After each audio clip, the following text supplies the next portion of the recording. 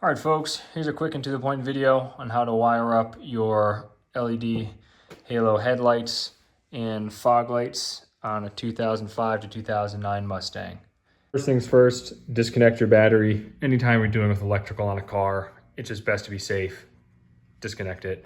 Don't be cutting wires when the battery's still connected.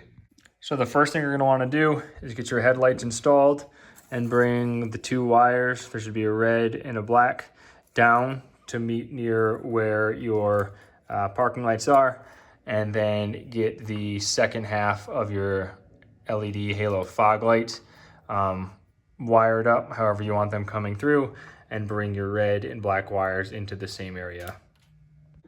All right, so now that you're into the wiring, there's going to be three wires here. There's a black with some pink or red on it in the middle, and then a blue and red on the far side. You're going to want to cut halfway through the black and the black and pink in the middle. These are going to be the two wires that you're going to be connecting into with your black and red wires from the headlights and the fog lights. All right, now that you've got those two wires cut, you can strip them. I'm doing about 1/2 inch.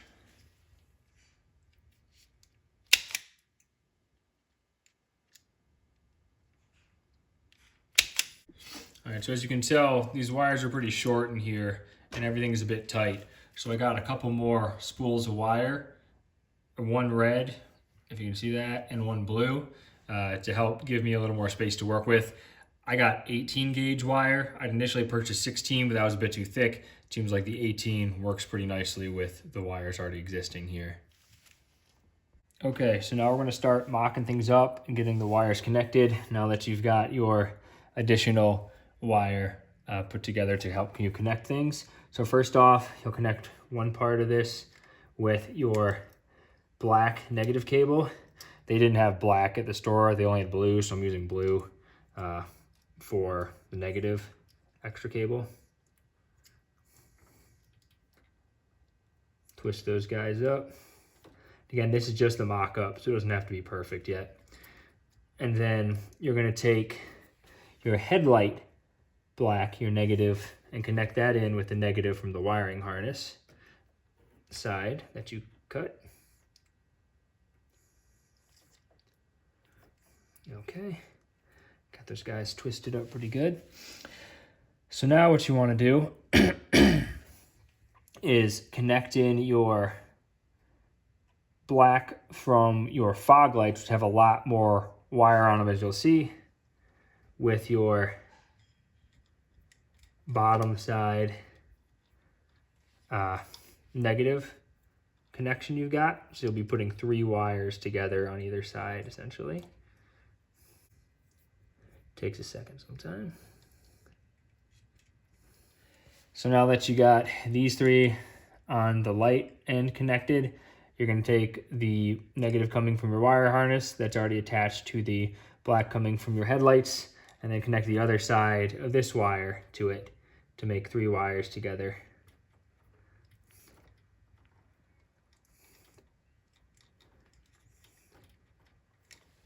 Okay, so now that you've got the negative sides wired up, you want to get your extra wire for your black and red cable and get those wired up. It's essentially the same idea as what you did with the negatives, but now just with the other wires. So you'll start off by hooking this guy in with the light side wire, twist those guys up, and then once you've got those connected in, you want to connect in your headlight red wire with the black and pink wire coming out of the harness.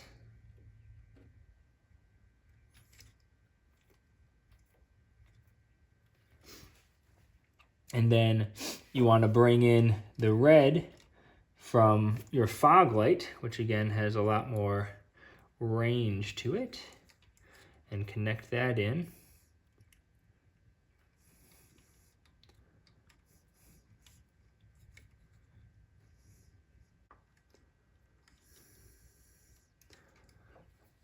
And then last, you're going to connect your extension wire to the red and black and pink coming out of your wiring harness.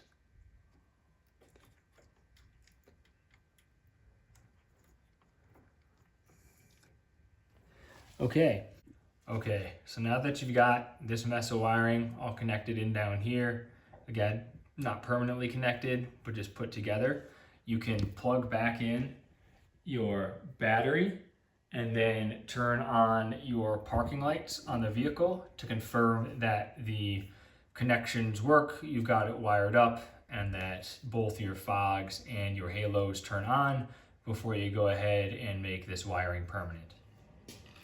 Don't forget, when you plug your battery in, if you're like me and have the alarm system that came stock, unlock your car before you open the door. Otherwise, your alarm will go off and it'll be very loud.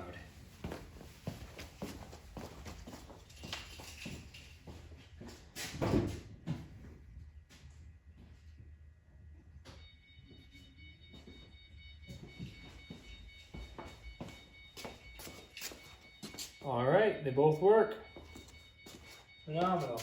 All right, so now that you got this whole mess wired in, you can take it apart piece by piece and connect them through your chosen method.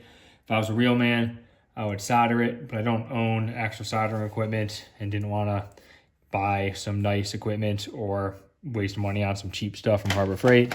So I actually got these soldering seal connectors, essentially like heat shrink tubing that I think is supposed to be weatherproof with solder in the middle of them. This seemed to work on the other side. I'll use them on this side, and hopefully this will hold on for a while. Once you're done using these, make sure to also put electrical tape over it. That should help provide additional strength for the wires, and also maybe a little bit of additional weatherproofing, just since you do not want water getting into these wires. The vampire clips do come with these, but those I've seen mixed reviews of and to seem kind of exposed and not ideal, so hopefully this will be a more permanent solution. All right, so now that I got them all connected with these solder sleeves, they should be about good to wrap once they cool in the electrical tape, and then hopefully close things up and they'll be good.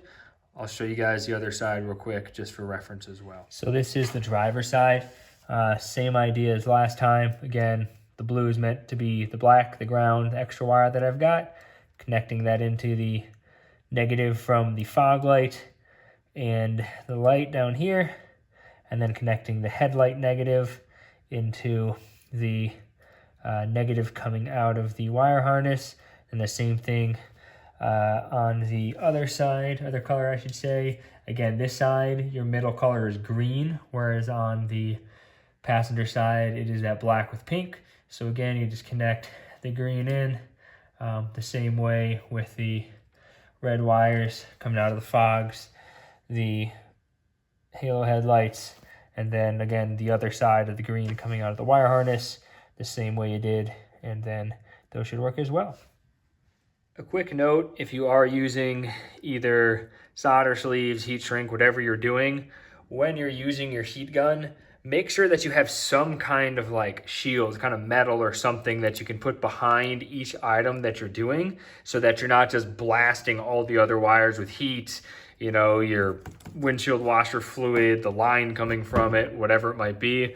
For me, I unfortunately couldn't do much better. I had this little metal guy here, so I would sort of just kind of put it behind each item as I was heat shrinking it to help block the heat so it didn't get to anything I didn't intend to. Just a good safety measure to have in place. You may need to wear a glove like I did to hold this, because this metal will get hot, but it's better than, you know, boiling something else over here. It's kind of hard to see on the camera, but here's the final result.